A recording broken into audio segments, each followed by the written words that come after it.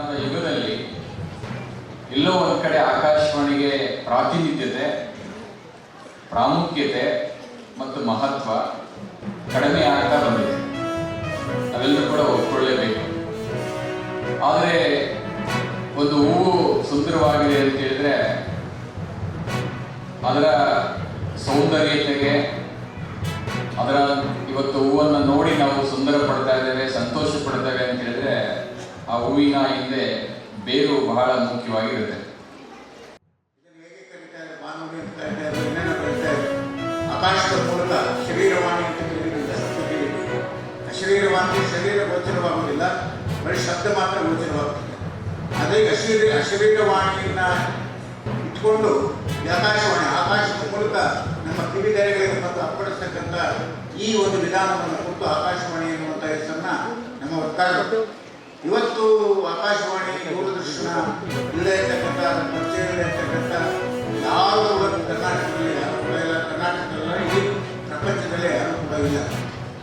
ಅದರಿಂದ ಈ ಮೈಸೂರಿನ ಆಕಾಶವಾಣಿಗೆ ತನ್ನದೇ ಆಗಿರ್ತಕ್ಕಂಥ ಒಂದು ಹಿರಿಮೆ ಇದೆ.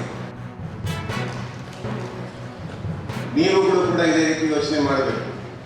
ನಾನು ಈ ವೇದಿಕೆಯಲ್ಲಿ ಯಾವತ್ತು ಕೂತ್ಕೋತೀನಿ ಅಂತ ನೀವು ಪ್ರತಿಯೊಬ್ಬರು ಯೋಚನೆ ಮಾಡಿದಾಗ ಎಲ್ಲರೂ ಕೂಡ ಉತ್ತಮ ಪ್ರಜೆಗಳಾಗಿರ್ತೀರ.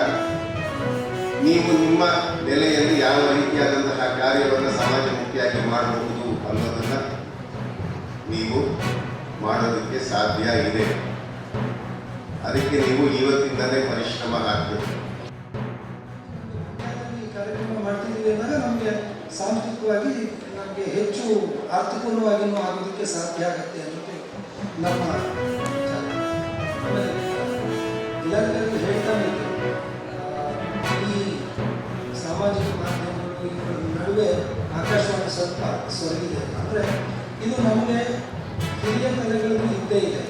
ಅವರು ಕೇಳ್ತಾ ಇದ್ದಾರೆ, ಅವರು ಸಂಭ್ರಮಿಸ್ತಿದ್ದಾರೆ, ಸಂತೋಷ ಪಡ್ತಿದ್ದಾರೆ, ಅವರು ನಮ್ಮಲ್ಲಿ ಬಂದು ಮಾತಾಡಿಕೊಂಡು ಹೋಗ್ತಾ ಇದ್ದಾರೆ.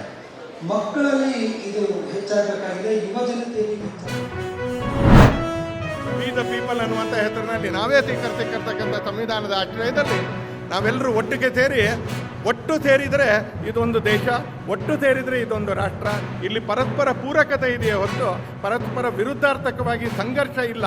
ಆ ಸಂಘರ್ಷವನ್ನು ನಾವು ಹುಟ್ಟಾಕಲೂಬಾರ್ದು, ಸಂಘರ್ಷವನ್ನು ಹುಡುಕ್ಲಿಕ್ಕೂ ಹೋಗಬಾರ್ದು. ನಾವು ಸಮರಸತೆಯನ್ನು ಹುಡುಕಬೇಕು ಅನ್ನುವಂಥ ಸಂದೇಶದ ಜೊತೆಗೆ ಇವತ್ತು ಎಲ್ಲ ಹಿರಿಯರ ಸಮ್ಮುಖದಲ್ಲಿ ಕರ್ನಾಟಕ ವೈಭವದ ಕಾರ್ಯಕ್ರಮದ ಉದ್ಘಾಟನೆ ಆಗ್ತಾ ಇದೆ. 3 ದಿನ ನಡೀತಕ್ಕಂಥ ಈ ಸಾಂಸ್ಕೃತಿಕ, ಸಾಮಾಜಿಕ, ರಾಷ್ಟ್ರೀಯ ಜಾತ್ರೆಯಲ್ಲಿ ನಾವೆಲ್ಲರೂ ಪಾಲ್ಗೊಳ್ಳೋಣ